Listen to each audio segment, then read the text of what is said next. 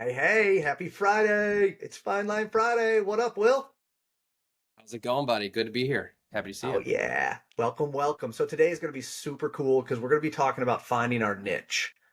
And the cool part to me about this is there's no perfect niche, and it's so unique to each contractor.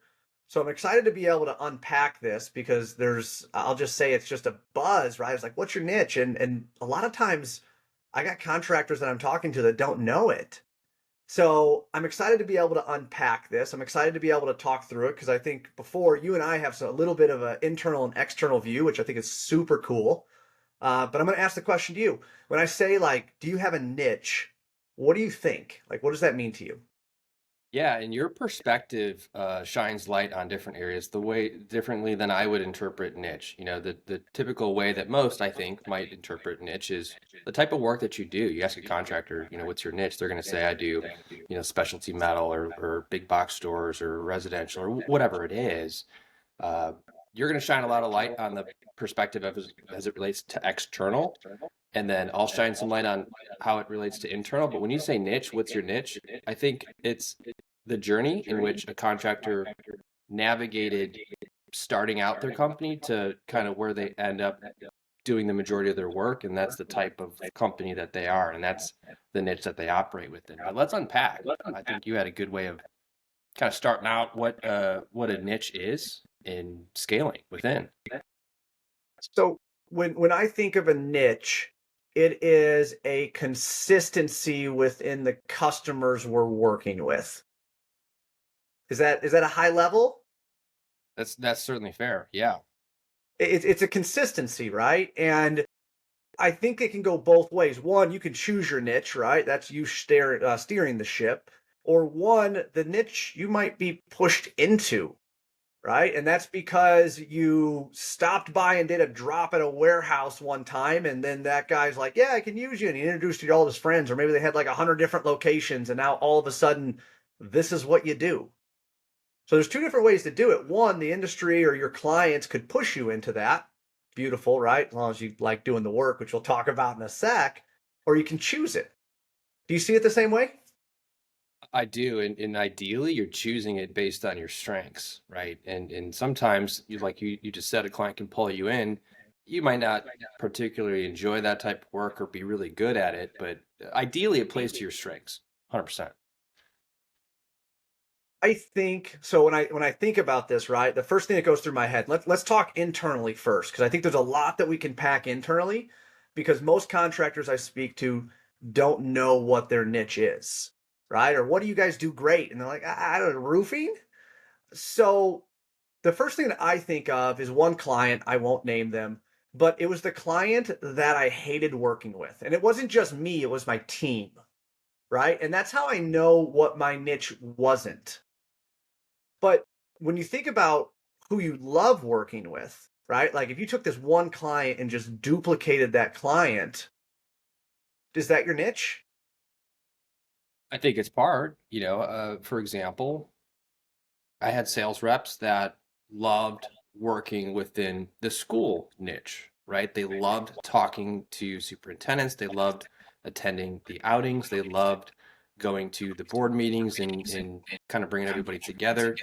That's a completely different niche than, so let's say, working with the restaurant owner, who cusses and is very open, and all the way to working with facility managers who are more formal. Those are completely different segments. I think for contractors, identifying that and then being able to turn up the volume is perfect world scenario. Or you could do more of what you enjoy doing, and that would be the niche you operate within.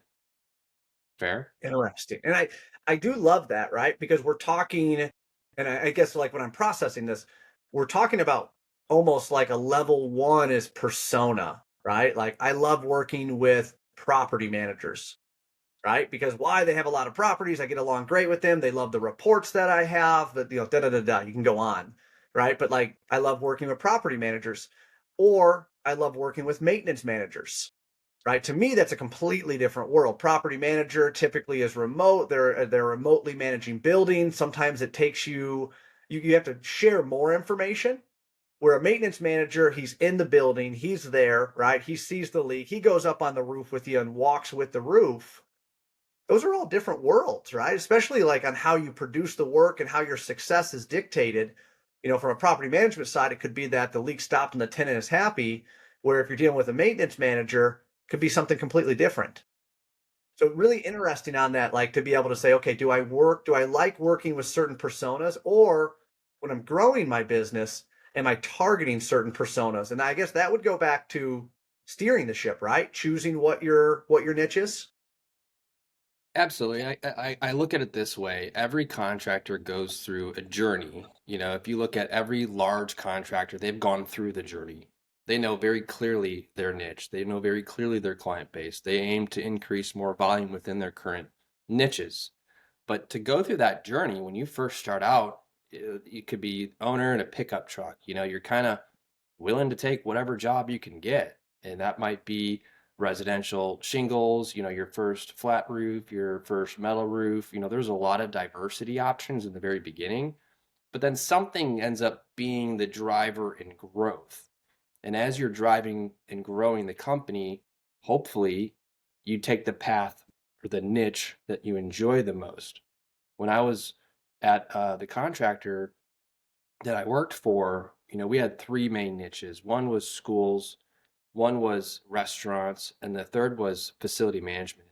Those were three really different worlds and required three different sets of people to manage it. The school initiative was managed by sales reps or account managers that did really well in that world. The facility management sector had to have a corporate accounts type, ability or aptitude. And then the restaurants were very fast paced, and required another set. So it's interesting, everyone goes through their journey, and where they kind of make their way through is what almost defines them in a sense. I do. I do. So I'm processing internally, right? So like in one of my worlds, it was self-storage, right? And I talk a lot about that because there was so much that I learned within that time frame. But that was my niche. And as I think about it, why was it my niche?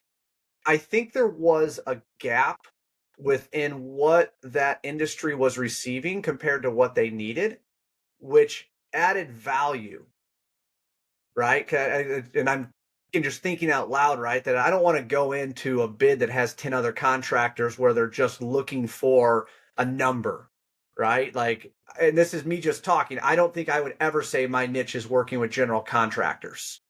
Now, maybe I have some really good relationships. Maybe your guys' are. That's great.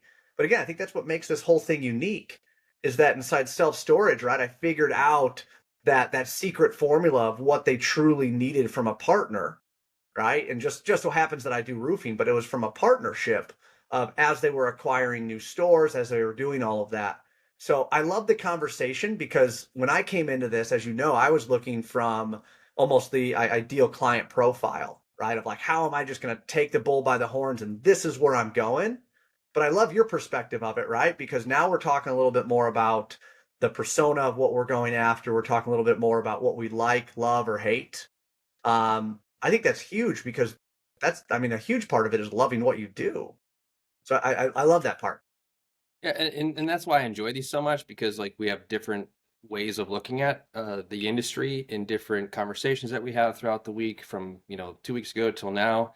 And yeah, I'd like to get some more or go deeper into your perspective. So like let's assume that you're a contractor, you know what your niche is. We've kind of defined it from a few different standpoints, the type of work that you do, the types of clients that you work with. But let's say we've landed on a niche and we're like, man, I want to do more of this. How do I, and it could be any example you could pick, but your self-storage example, storage facilities. Like how did you scale that strategically to where you did more volume in the work that you love to do? So I was lucky enough to have a lot of mentors and what I would consider professionals around marketing and all kinds of different things.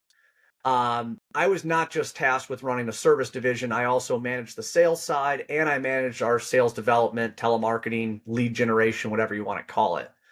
So it really kind of started down there because if my callers were just blanketly calling anybody, it was really a game of hope, right? Hope that they had an issue, hope that there was something going on where their contractor wasn't good enough, or it was very, very hard. And what I had found as I kind of got further into what we're talking about, the niche of what we did at that company, our success ratio skyrocketed because it wasn't that we were calling 10,000 people, we were now calling 100 people, right? And it was a very strategic, very, very specific approach that we were trying to do. Now, it wasn't 100, it was more than 100, but right, like that's where it started going, is that we got very unique about what we were going after, right? So we'll talk about the self-storage side because that's all real world. So self-storage, first off, how do I find more self-storage? And I call it, not I, just industry inside general, it's the ideal customer profile, which to me meant if I was going to take one customer and I was going to duplicate them,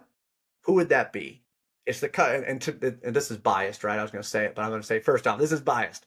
First off, that customer pays fast, right? Like he pays fast. That's a huge, huge thing for me, right? Because there can be property managers or things like that that string me along 90 days. And at the end of the day, I'm getting a loan to be able to finance the next big project because my customer sucks at paying, right? Doesn't matter how great they are, how much I like them. Like that was one of the biggest things is that they paid. The second thing that I was looking at was did they respect what we do? And I know this sounds a lot like in feeling side, but like I've been in way too many situations where I send an invoice for $500 for a leak call, and I get the owner or someone calling me yelling at me, right? And it's like, dude, like this is our minimum charge or whatever it is. Have you ever been in that scenario, Will? Yeah, and it's like it was almost like they didn't respect your, offering to some degree. But absolutely, it's like you show up Yeah. and it's an HVAC leak, but it took time to get resources out there. 100%. I get out there and maybe I water tested the thing. Maybe I did everything I could possibly do to provide this like totally kick ass experience, but yet it just wasn't appreciated, respected, and they didn't value the data and information I gave them. I think that's really what it comes down to, right? So like that's how I started. Of like, do I like this industry, and do they value what I deliver? Right? So, like the technology that we deliver, the real time updates that we deliver, the ability to be able to create these reports that'll give them years of budgeting, right? There's certain clients that don't care about that. They just want you to fix the leak. And that came down to my niche that I didn't want that, right? I wanted a customer that was truly going to utilize what we were selling. And I wasn't going to change my offer to be able to say, oh, I'll do this for this guy, this for this guy. So that's how it really started, right? And the self-storage side stayed there. So the first thing that I had to do is I had to understand what was the industry. And it's pretty simple, right? Because I've already told you what the industry is, but a lot of times you don't know what that answer is. And if you don't know what the answer is, I'm going to recommend that you guys look up an SIC code. Okay. So an SIC code is ultimately a code that's assigned by state and government for when they register the business. And this is for anybody. You can do SIC code for Amazon, you can do it for anybody. But the SIC code is a classification code. And that's one of the first things that I always did is to be able to understand, okay, what is this business, right? What is Centos? What is Americold? What is whatever it is, right? What business are they registered under? Because that's going to first kind of help me figure out on the ground level of what is the total addressable market, right? Because if I'm going into and I have a niche, right, and it's I'm just making it up, right? Something super super unique, and there's only two or three like companies within the United States that have this. Not logical, I mean extreme, but that's not a niche, right? That might just be a one-off wonder that you have. Great client, great things, but it's not something that you can scale. Does that make sense, Will? It is, and I appreciate what you're talking about because this is the stuff that really helps our industry. Uh, and I think it's not the typical way that contractors go to market. Um, I think what you've done is really your niche because you took a target list and then you pair that with resources internally to turn up the volume within that target base. I think for a lot of contractors what they do is they send resources out into the field and they point them in a direction and say go get it, right? Go Right. call them, go knock door, go. What you're talking about is once you've identified your ideal client, let's do some research on all the available prospects in our area, and then let's go after them. I think that's incredibly valuable. I think that contractors should take advantage of that. This SIC code, if you purchase a list, you're basically searching by this SIC code. If Mhm. it's hospitality, there's a code for that. Where are all the buildings that are labeled under hospitality? And then let's go after that somehow. That's what Chad's talking about. So, and I'm going to tell you guys right now. I mean, go into Google and type in AutoZone SIC code, and it's going to spit it out for you. And it's going to tell you, and I don't know this, right? It's going to say auto parts supply, right, and distribution, or whatever it is, whatever they're registered under, right? And that becomes the framework of like, okay, cool. If I like AutoZone, how do I find other companies like AutoZone? Well, I'm going to find how they're registered on our government sector, right? To say these are the businesses that are also auto parts supply and distribution. And that's where it starts, is figuring out what is that industry. And again, I ask yourself, if there was a client that if you had two, three, four, five, six, seven of them, whatever it was, would this be incredible? Would this be like my dream? If I could just have this client again and again and again, like my life would be incredible. Now, we got to deal with people, right? So, like, there might be a person that you like, but what I'm trying to do is break this down to the business and break this down to how can we build this and scale this logically. So, the second one is company size. And I talk about AutoZone, right? And there is a growth side that goes into businesses. And when they new businesses start out, they change a lot, right? And I don't want to say they're unstable, but they change a lot. They might change their logos, their colors. They might buy another company to make themselves bigger. That is a growth stage that they're in. So when we look at company size, and we'll talk about growth stage in a second, but when we look at company size, trying to get into an Amazon distribution center is a boatload different than trying to get into a one-off building in your town that is a logistics warehouse. Both warehousing, right? One's Amazon, the other one is a single building that's owned by YRC Freight, whoever it is, right? Completely different worlds, because one is going to require you to be able to be a part of ISNet world and have an EMR rating of da da da da da da da da, which again, maybe that's your niche. If you can hit all of that stuff and be wonderful and beautiful inside, that's awesome. But that's why I'm asking you guys to be able to see, okay, what is the company size of the individual or because I won't say individual, the company that I'm trying to duplicate. Any So what does comments on that that, tell Will? you? Yeah, what does that tell you? So let's say, all right, warehousing, pull Mhm. the list, and then now I want to know of all of the warehousing, how do I separate that stack out? So what does company size tell you in terms of separating out that stack? The small guy, the single building owner versus the Amazon. Maybe go So deeper. yeah. So revenue is a little hard, right? Because it all based upon how much, right? You have a storage warehouse or something like that that's has some type of chemical in it, right? It's going to be a lot more expensive. So, and we'll talk about Apollo and how we find these lists, right, in a second. But that's what I'm really trying to do is I'm trying to create this classified or this class. Trying to choose my right words here, right? This box, right, of like these are my perfect clients. So the perfect client that I had I don't think I've said it inside here, but like when I was growing self storage, it was very specific on what I was looking for within company size because the larger animals in the room, they weren't buying, they were building. But then when you had some of your private equity companies that were coming up, this was Extra Space, this was Life Storage, CubeSmart was still building inside this time frame. They were acquiring, which means they were buying other buildings. They were buying not other buildings, they were buying other corporations, and that's how they were adding and growing their stores. There's a whole 2.0 of how I knew this that we can get into a different time, but that's what I was looking for. Is like what was the company size, right, that I was looking to be able to duplicate. And again, I'm just looking at the one client that I would love to duplicate. That's where this starts. To be able to say, I love working with this company. This company has 100 employees, so I'm going to search for other companies with the same SIC code that also have under 100 employees. Yeah, I'm just I trying to like get that. deeper into it. Because what it does too is it helps you better attack, right? It and do it. more tactfully versus, pulling a whole list of all warehouses and saying go. Well, if half the warehouses are all still a company that's buying more warehouses, they're not really in buy mode. And they go back to your number 2 point, I think it was, where they're not going to appreciate your offering, right? The way you do reports, the way you communicate.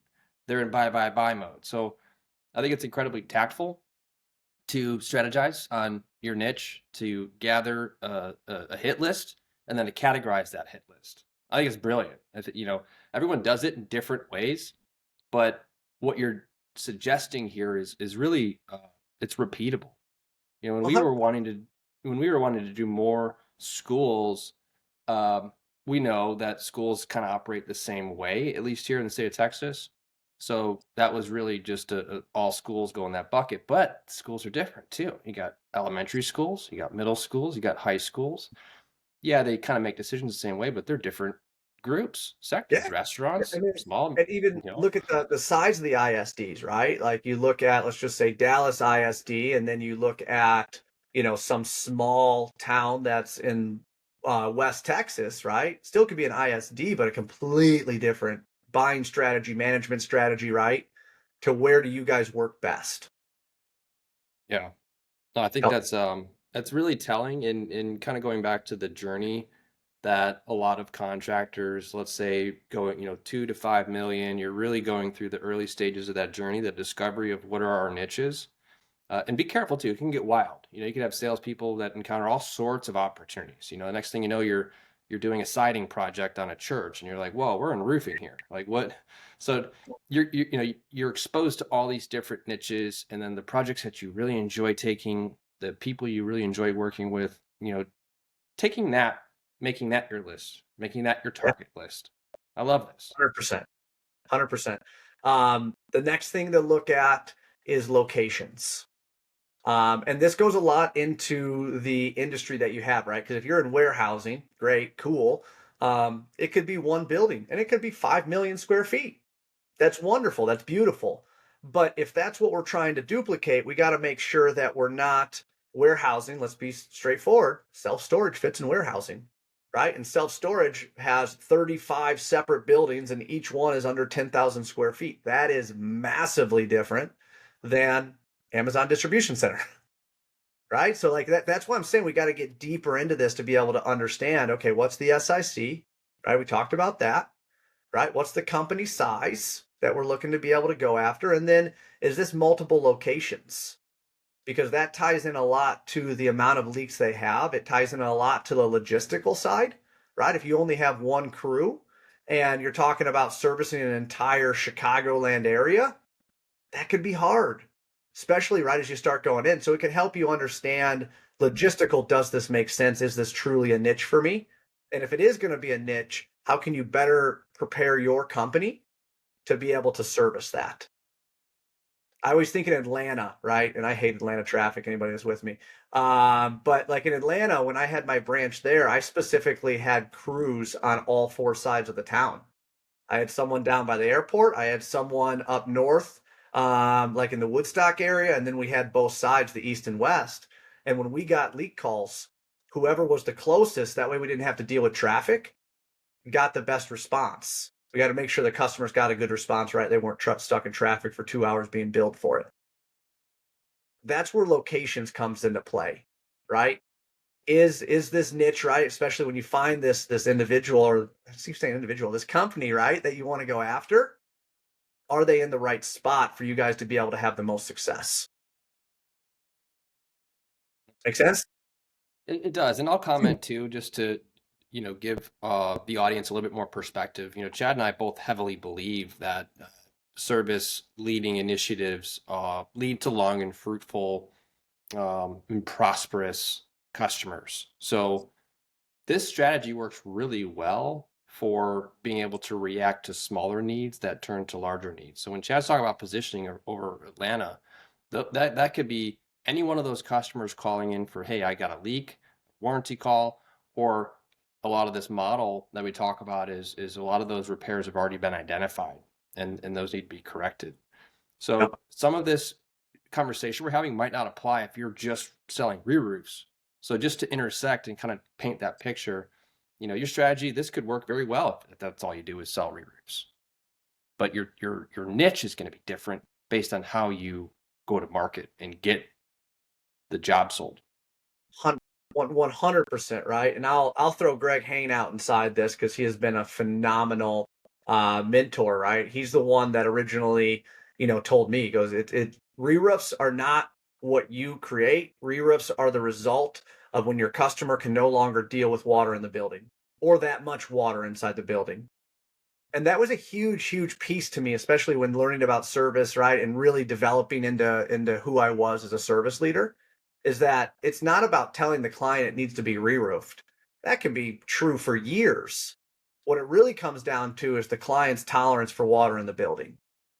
And that's always really, really set very high for me. So you're right, Will. As I talk about 4 different places in Atlanta, I'm not telling you 4 different brick and mortars. I'm saying I had trucks lined up because I knew that the clients were going to call me for a leak before they were going to call me for a replacement. But I also knew if they called me for the leak, they're also calling me for the replacement, right? Or I'm leading that conversation to say, hey guys, I don't think we can stop water or reduce water from coming in the building anymore, which again supported that capital side, put me up front and center when it came time to getting those replacements. And I know that, Will, I'm speaking on behalf of myself, right? But that's the service, the service mentality of like, how do we grow a business with scalability and predictability? No question. Yeah, obviously couldn't agree more. And still, I think anyone listening that could take the strategy from this, it's to, once you've identified what you're good at, what you enjoy doing, how to capture the total available left within your serviceable or territory, and then tactfully strategize on how to get more of those buildings. I think that's what I've taken the most, as well as all of the self discovery and total discovery of what your niche is, because it's not just the type of work you do, it's the type of company you are, it's the chemistry, it's your DNA, it's all the above. So much, so much. So I'll give everybody some homework on this. So number one, you don't have to have 1,000 accounts to be able to understand, or at least be steering your company toward a niche of where you want it. Okay, it can be one client. You can have 1,000 clients and only love one. That's okay. What is that one? Right? And then let's follow this strategy, right? What's the SIC? What's the company size? Because what we're really trying to figure out, if you guys want to do additional research on it, it's called TAM, a total addressable market. Because that's going to say, even though they're a big company, do they have multiple locations inside your area? Do they have more than one location inside your area? Right? That allows you to be able to understand. Okay, can this be a niche for me, or is this just one client that has one building that I really like working with in Atlanta? Right? Then we start figuring that kind of different stuff out. I told you in this that I would, at some point later on, we'll talk about the 2.0 of how I knew self storage and how I knew what companies were buying. The easiest thing that I can tell you guys is follow them on LinkedIn, follow them on social media because they're posting all kinds of different things. Now, there's some really cool things that you can do with Google that'll specifically call out companies that if they're in the news for anything, it sends it to you. Again, talk about that at a later time. The easiest thing for you guys is that you want to pick an industry or a niche, go follow it. Go put it on LinkedIn so it shows up inside your inbox. It shows up in your news feed, wherever it is, because the more you can know about that industry is the more that you can be an expert in that niche. That was a huge part of how I understood, right, what what private investment came into play this week with what companies. So as soon as that happened, guys, they're probably buying something. If they're buying something, I need to be there. Right. So those are the little things that were happening when we got into the real scalable side of like, how did we scale to, I think they're 140 million right now. Like there's a lot of tactics behind that. I don't want you to be scared of it. But the last thing that I'll tell you is that find a logical, I'll be straightforward. I use Apollo, right? There's Zoom Info, there's Seamless.ai. There's a lot of different list companies that are out there. But the stuff that I shared with you guys, you can search that exact stuff. You can search SIC code in Apollo. You can search business size in Apollo. Right? You can search, private, I think even private funding, different things like that. You can search for some real cool stuff. So that way you guys can start creating those lists. And again, I won't say again, there was one thing that was said to me that sticks to me. If you speak to everybody, you speak to nobody. And that's always what's inside the back of my head, that when I found my niche and I was going after my niche, you can't just speak to everyone. Find out what that niche is and speak directly to what that industry needed, right? Or what that industry needs. And that's kind of what I said before, Will, right? Like I found out that there was a massive hole within the self-storage growth pattern that was not being filled. And that's what I did. I put my company right there to fill that hole. And then that's what I was speaking to. I mean, the reality is this niche is really what can help throttle scale businesses. Because the reality is, I love what you said about that statement. Because the reality is you can't do everything, right? To do everything means you need to have coating crews, the rigs. You need both types of rigs. You need flat crews. You need modified crews. There's so much if you're going to do everything, but find that niche and then really speak to that audience and broadcast how good you are within that niche, and the results are just compounding at that point. Yep. Agreed.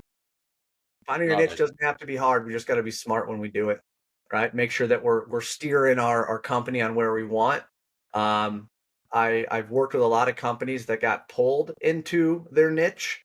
Some love it, some don't love it.